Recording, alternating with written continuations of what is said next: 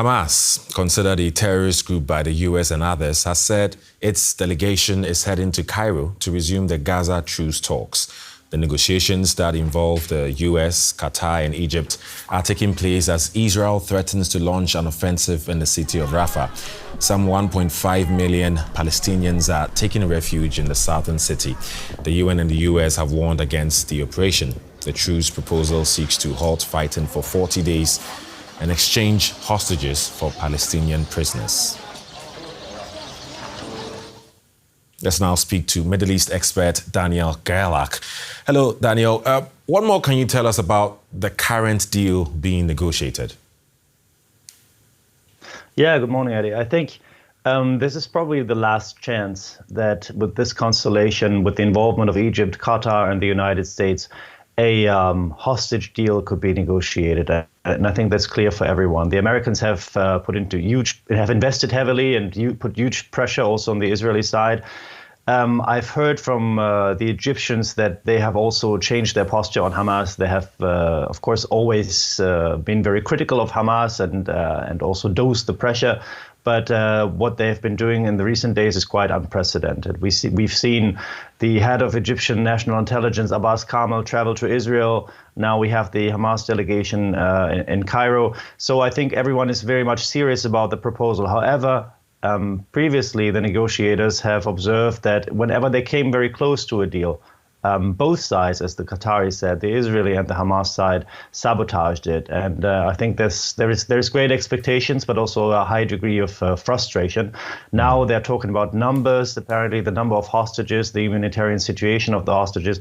What is important now is that they achieve some sort of a deal to prove that the mechanism still works. Now, I don't know if you've heard this, but according to some reports, Israel has given Hamas some sort of ultimatum, right? What influence could this have on the negotiations? Well, Israel has given a number of ultimatums, and these ultimatums are always, in a way, dubious, because when Israel says we are going into Rafah, of course, they target to pressure Hamas, but the ones that are basically suffering from this is not Hamas, it's the civilian population in Rafah, and the international community knows that very well, and they know that any operation into Rafah is going to come with civilian losses, with a humanitarian disaster, and potential even war crimes. Now, what is being discussed in the Arab circles, let's say the circles of the Arab League, is not only to have hostages released, but also to evacuate parts of the Hamas leadership to another Arab country. That's been discussed all across the Arab world. Some are saying maybe Algeria would be able to take them. However, I think the Israelis need some sort of a victory picture, a symbolic victory image that proves that they have won the war if they don't want to go into Rafah. And that would be, of course, to catch or kill Yahya Sinwar, the head of the Hamas leadership in Gaza. Right. So based on what we know so far, which side has the upper hand in negotiations, you think? Well, at the moment, you can't say that. That's why these negotiations fail. At the moment, of course, Hamas could agree to this. On the other hand, we need to take into account that Hamas is also divided. There is the political branch, which is based in Doha, threatened also, by the way, to be kicked out of Doha if that deal fails. On the other hand, you have the military wing, you have Yahya Sinwar in Rafah, who are really fearing for their lives, and rightfully so, because they know that they are not going to get out of this. They know that even if they get expatriated, if they could sneak out of Gaza in one way or the other, the Israelis will hunt them down. And on the other hand, you have a very ambiguous, and we know this ambiguity, Benjamin Netanyahu, who says, regardless of a deal, we will go into Rafah. Now, the Israelis seem to now comply with the idea that parts of the population could return to northern Gaza.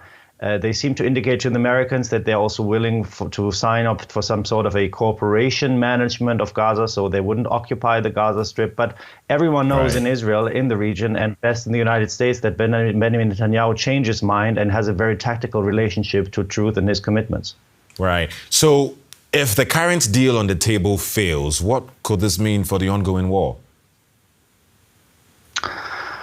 Well, I think if the current deal fails and if many people in Israel come to the conclusion that the release of the hostages is not the priority on the government side, and if on the other hand, the Arab negotiators realize that Hamas is actually not willing to release the hostages, but wants to reach a much larger deal that is not only Israeli withdrawal or Israeli ceasefire for a few weeks, but basically something that serves their own interest, which is being expatriated or whatever, I think it will break down the entire negotiation mechanism that we have now. Now it's Egypt, Qatar, with the support of the United States, that are negotiating this. But if they fail in this, I think we will definitely see a military escalation, and we will see an invasion of Gaza, of Rafah. And I think Egypt will not be able to prevent this. Right. Middle East expert Daniel Gerlach, thank you very much. Thank you.